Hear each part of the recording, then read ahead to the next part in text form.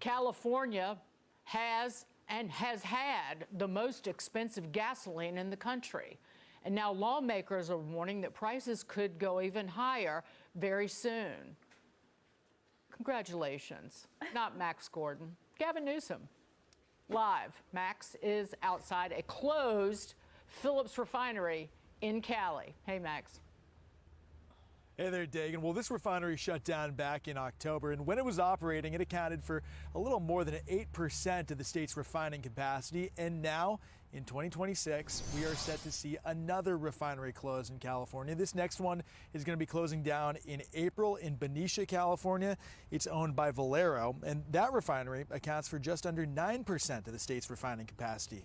Republican lawmakers say overregulation of California's oil and gas industry is all to blame. It doesn't just affect California. Arizona and Nevada also get their gasoline from our state. So you've seen their governors, bipartisan, expressing serious concerns over the crippling of the energy infrastructure in our state.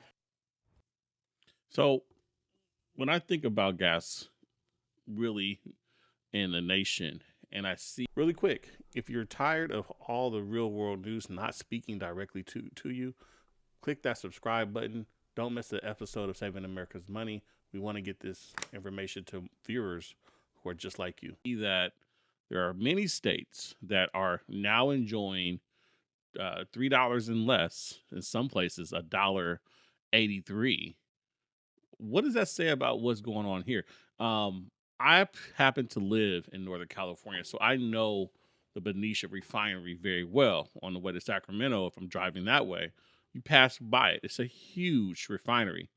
And to go to basically take away 20% of the gasoline that is produced here in California, you're basically talking about supply and demand.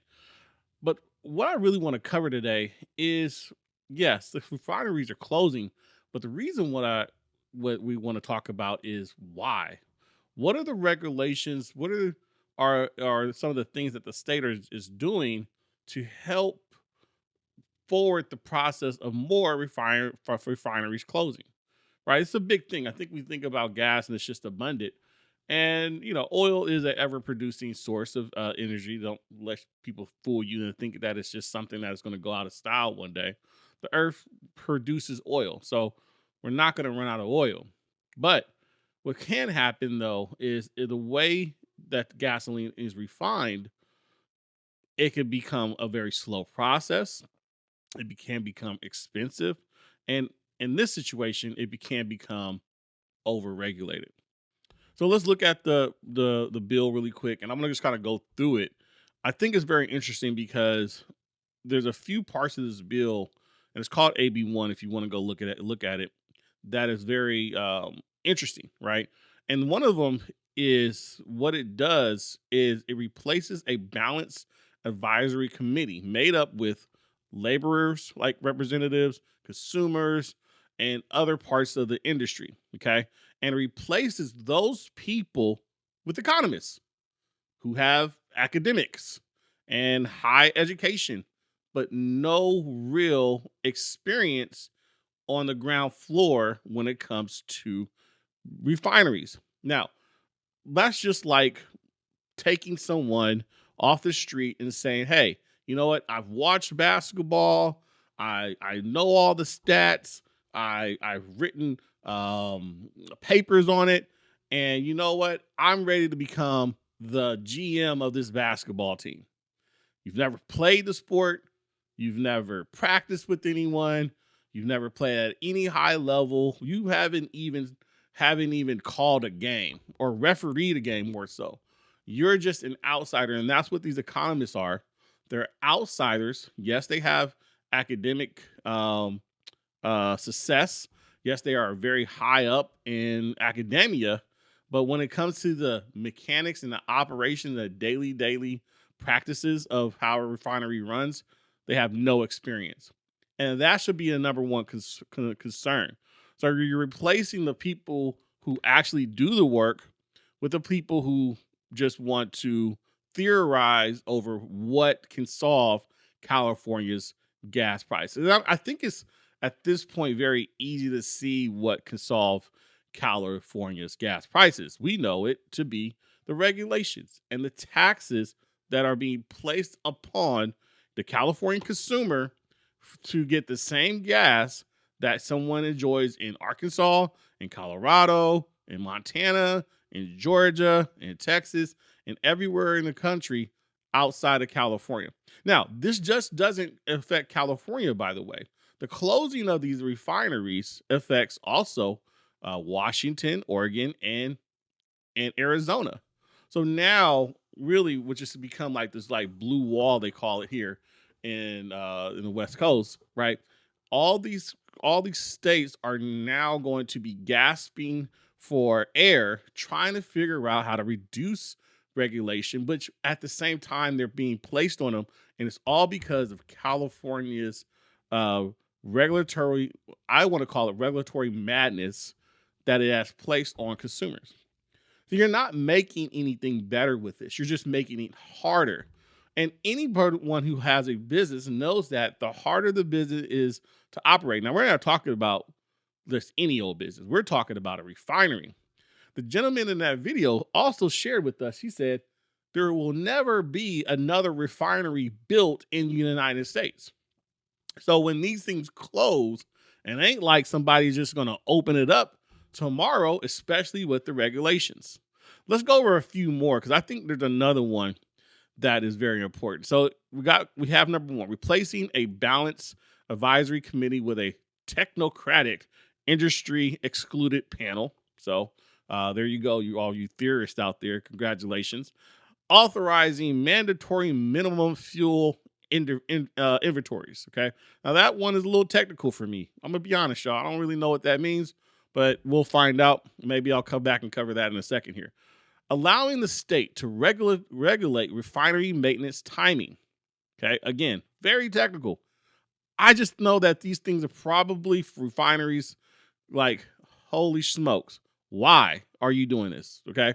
And I would love to hear the theories of what was working that won't work with this new regulatory compliance. Imposing very large penalties for noncompliance. So holy smokes. Here we go. So now I'm pretty sure what California wants to do, it wants to impose daily fees on noncompliance. And what I read was after 3 days, if whatever problem isn't fixed or compliance isn't sought after, there is $100,000 to $1 million of daily fees that is charged to that refinery. So I'm pretty sure that when something goes on in a refinery that needs to be fixed, it doesn't probably take a few hours. It probably takes a few days, a few weeks, maybe a few months. But if I don't get that problem fixed and you give me a 3-day time period where that same problem can actually take more than 3 days, and I'm being charged every single day $1 million, just take it for what it is. What am I as a business owner supposed to do? Accept that this is okay? This is my private business. What's actually happening here is that the state of California is really taking over the refinery business, because I do think that the state really wants to impose regulations to make it harder for refineries to cut costs. Now, maybe that sounds weird, right? I thought regulations are supposed to cut costs. But in this case, what it's doing is regulations are driving that cost up and making it harder for refineries to do business. Because if they wanted to do business here in the state of California, they would continue. Everything would be all gravy. But what are they doing? Chevron has been in the state of California for 146 years. If I'm a little off on that number, please let me know. But it's been in the state of California 146. It is moving. They are done with California. And for a good reason, because there are other states like Texas, right? That are saying, hey, you can come here, you can operate, you can do whatever you want, follow our guidelines, whatever those are. but we're not going to have a bunch of red tape.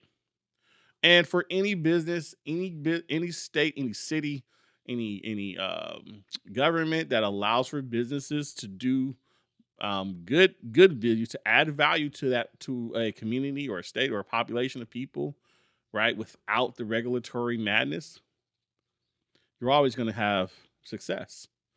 So this is just another debacle in the state of California's regulatory agenda, right? While everyone else in the country gets to, pay for $1, $2 and below gasoline, our prices could go up. And here's the final thought of this: where do we make up that extra missing production of oil or gas?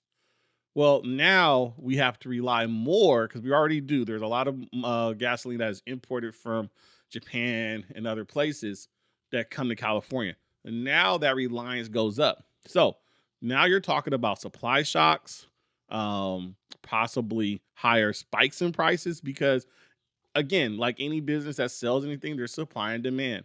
Right now, there's more demand than the supply that California has to offer when it comes to creating gas. And that's just the problem. So thank you, California, for all your hard work on continuing to increase the gas prices that makes everything more expensive here. And by the way, that's just gas. Let's not talk about all the fraud that's also going on. But save that one for another episode, guys. Hey, be strong, be safe, and continue to save America's money. I'll talk to you guys soon. Peace.